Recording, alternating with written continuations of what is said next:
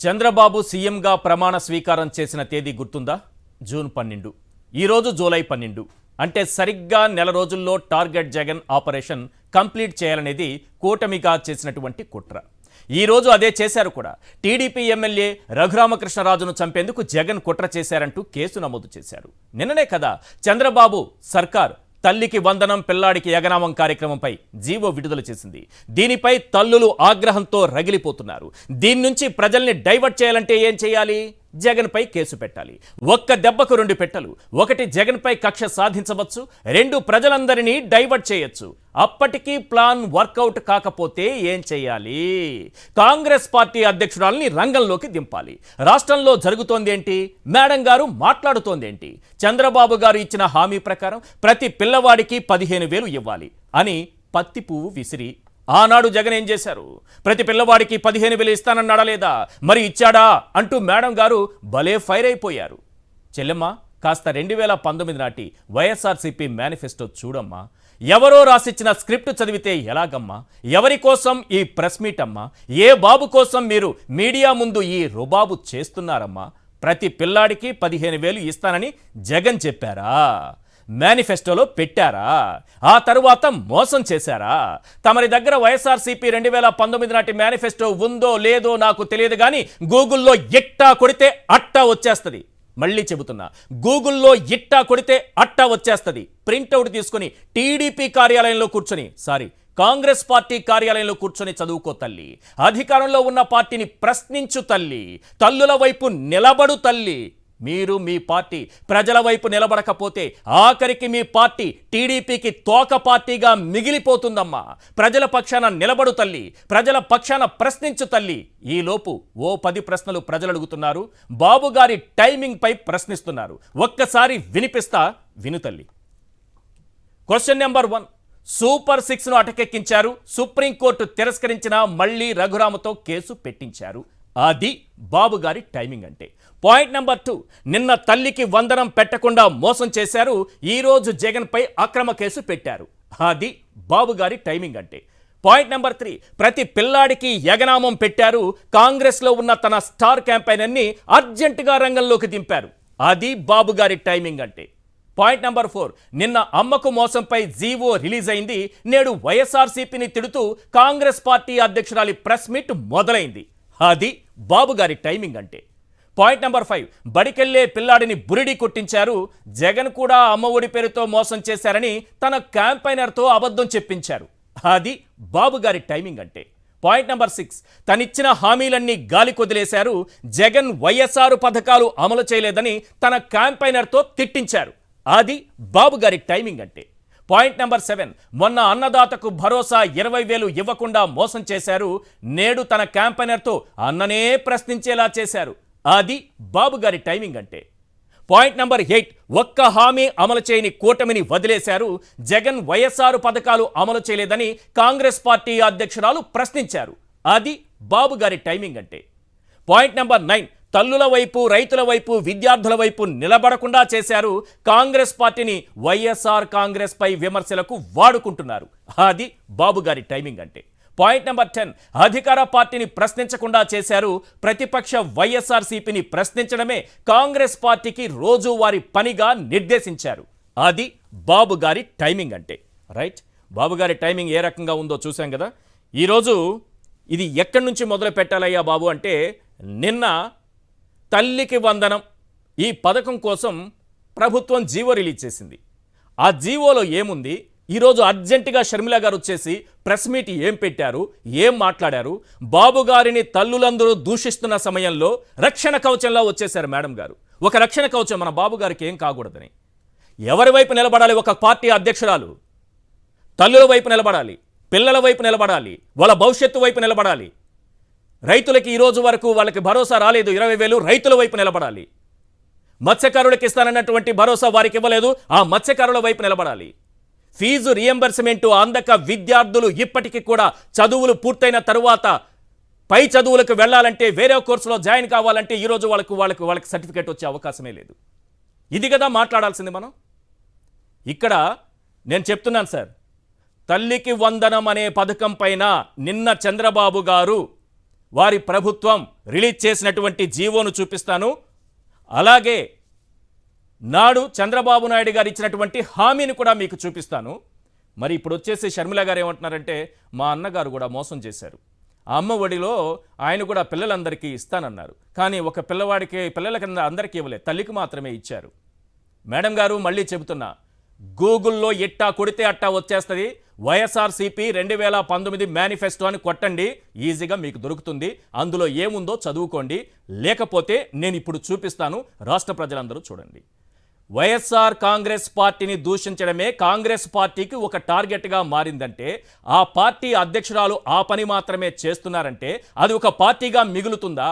ప్రజల పక్షాన మాట్లాడరంట, బాధితుల వైపు నిలబడరంట, అన్నదాతల వైపు మాట్లాడరంట, అన్నని మాత్రమే టార్గెట్ చేస్తారట. ఇది కాంగ్రెస్ పార్టీ లక్ష్యం. ఎవరి కోసం ఇదంతా? ఏ బాబు కోసం ఇదంతా? క్లియర్గా అర్థమయ్యేలా నేను వివరిస్తాను. ఒకసారి మీరు నిన్నటి జీవో కాపీ ఒకటి డిస్ప్లే చేయండి. అక్కడి నుంచి మొదలు పెడితే చంద్రబాబు గారి విషయం, షర్మిల గారి విషయం, ఈ రెండు పార్టీల మధ్య ఉన్న లింక్ కూడా చాలా స్పష్టంగా అర్థమైపోతుంది రాష్ట్ర ప్రజలకి. రాష్ట్ర ప్రజలందరూ జాగ్రత్తగా గమనించాలి ఇదంతా. ఒక్కసారి నిన్నటి జీవోని ఒకసారి ప్లే చేయండి. నిన్నటి జీవో కాపీ నేను చూపిస్తాను sir.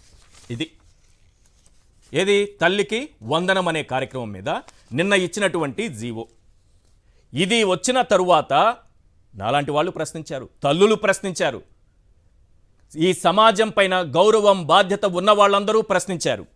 The government provides A direct annual financial assistance of rupees 15,000 to mothers whose children are studying from class 1 to class 12, ensuring a 75% attendance, duly processing the required validations for identifying the eligible BPL families. అంటే స్కూలుకి వెళ్ళేటటువంటి 1 నుంచి 12 తరగతి వరకు చదివేటటువంటి, intermediate వరకు చదివేటటువంటి పిల్లల తల్లికి 15,000 ఇస్తామని ఇందులో చెప్పారు. చంద్రబాబు నాయుడు గారు చేసినటువంటి హామీ, చంద్రబాబు నాయుడు గారు ఇచ్చినటువంటి హామీ ఎన్నికల సమయంలో ఏమిచ్చారు? ఒకసారి క్లియర్గా చూపించండి. స్కూలుకు వెళ్ళే ప్రతి విద్యార్థికి ఏడాదికి 15,000. మరి ఇందులో ఎక్కడుంది? ఈ జీవో కాపీలో ఎక్కడుంది? ఎందుకు మిస్ అయింది అది? ప్రతి పిల్లవాడికి అనే పదం తల్లికి మాత్రమే ఇస్తామని ఎలా వేస్తారు? స్కూలుకు వెళ్ళే ప్రతి విద్యార్థికి 15,000 క్లియర్గా చెప్పేశారు, అందులో ఉంది. ఇంకా చూపిస్తాను చూడండి. మహాశక్తి, తల్లికి వందనం, అమ్మకు అబద్ధం. తల్లికి వందనం కాదు, అమ్మకు అబద్ధం పథకం అని పెట్టుకోవాలి. ఎంతమంది పిల్లలు చదువుతుంటే వారందరికీ ఒక్కొక్కరికి ఏడాదికి 15,000 క్లియర్గా చెప్పారా లేదా? మరి ఈ జీవో వచ్చిందా లేదా?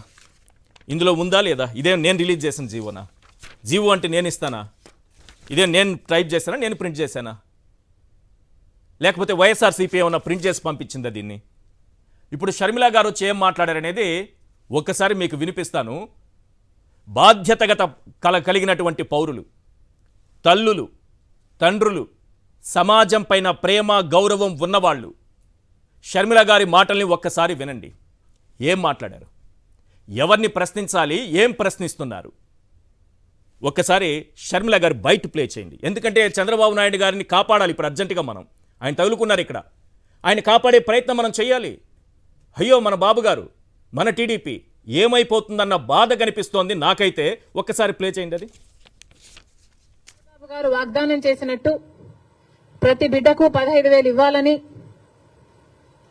ఆ లెక్కన 4 బిడ్డలుంటే 60,000 ఇవ్వాలని మేము డిమాండ్ చేస్తున్నాం. ఇంకో మారు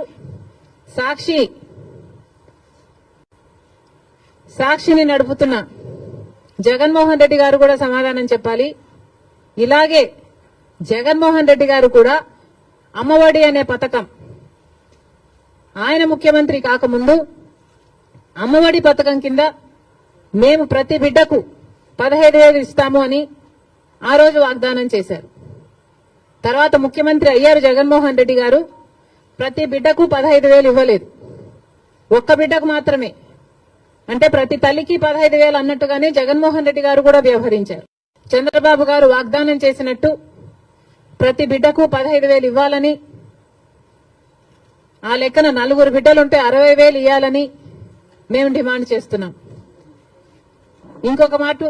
ఇంకో మారు పాకుతో చంద్రబాబు నాయుడు గారిని, ఆయనకి ఎక్కడ దెబ్బ తగులుతుందని 15,000 పిల్లలందరికీ ఇస్తానన్నారు చంద్రబాబు నాయుడు గారు, ఇవ్వండి అని చెప్పి వెంటనే తలుపు చెక్క తీసుకున్నారు అన్నను కొట్టడానికి. మరి మా అన్నయ్య ఏం చేశారు? అప్పుడు తల్లుని మోసం చేశారు, అమ్మ ఒడిలో ప్రతి పిల్లవాడికి ఇస్తానన్నారు, కానీ ఇవ్వకుండా మోసం చేశారన్నారు కదా. అమ్మా షర్మిలమ్మ గారు, దయచేసి ఒక పార్టీ అధ్యక్షురాలుగా మీరు అబద్ధాలు చెప్పకూడదు.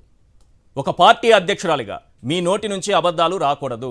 2019 వైఎస్ఆర్ సిపి మేనిఫెస్టో గూగుల్లో ఇట్టా కొడితే అట్టా వచ్చేస్తుంది తల్లి. ఒక్కసారి అది ప్లే చేస్తాను, చూడండి.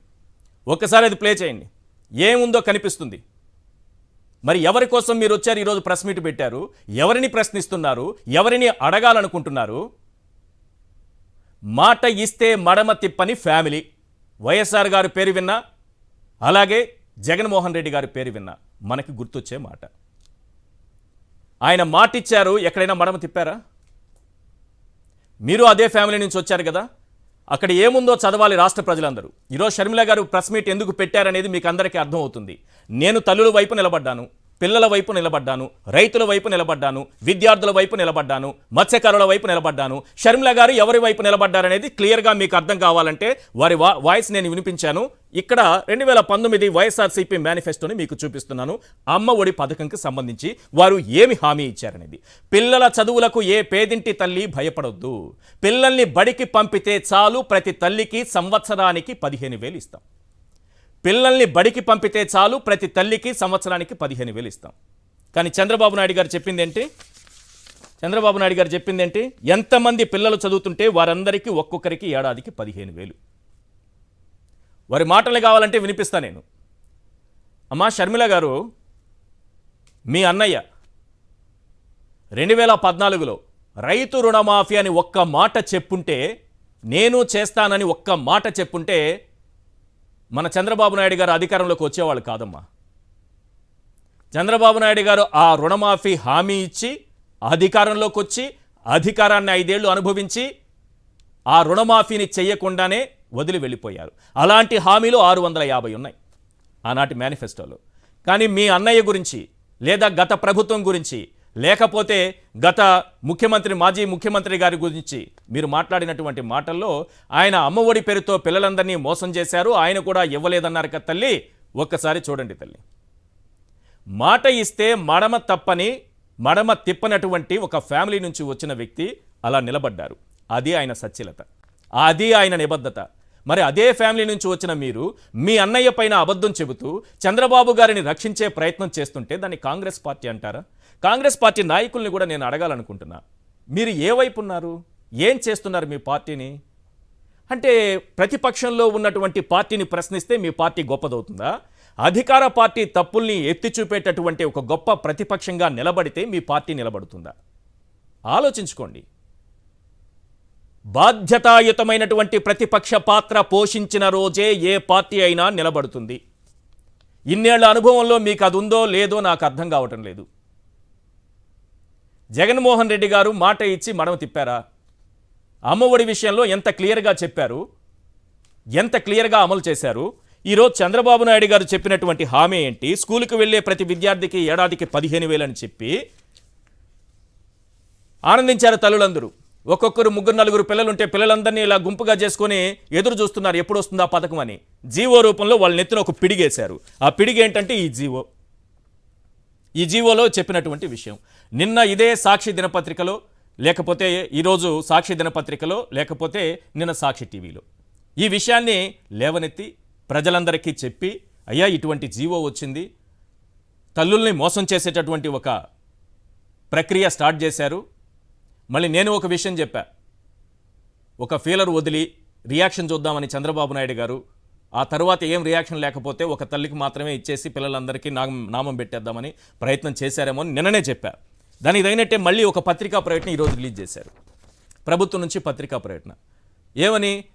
మేమిచ్చినటువంటి జీవోని కొందరు తప్పుదారి పట్టిస్తున్నారు, కొన్ని ఛానల్స్ దీన్ని తప్పుదారి పట్టించాయి, కొన్ని మాధ్యమాలలో ఈ జీవోను చూపిస్తూ తల్లికి వందనం పథకం పేరిట తప్పుడు ప్రచారం జరుగుతున్నది అని రాశారు. కానీ ఎక్కడైనా ప్రతి పిల్లవాడికి ఇస్తున్నామని రాశారా? ఇందులో ఇప్పుడైనా సరిదిద్దుకున్నారా?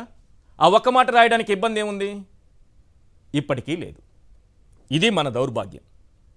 ఈ క్షణానికి కూడా పత్రికా ప్రకటన పేరుతో కొన్ని వార్తాపత్రికల్లో మరియు సామాజిక మాధ్యమాలలో ఈ జీవోని చూపిస్తూ తల్లికి వందనం పథకం పేరిట తప్పుడు ప్రచారం జరుగుతున్నది, కాబట్టి అటువంటివి నమ్మకండి అని అంటూ రాశారే కానీ ఎక్కడైనా సరే మేము ప్రతి పిల్లవాడికి ఇస్తామని ఈ పేజీ మొత్తం దాదాపు 30 లైన్లు 25 లైన్లు ఉన్నాయి. ఒక్క లైన్లో కూడా వెతికినా భూతద్దం వేసి వెతికినా కనిపించలేదు.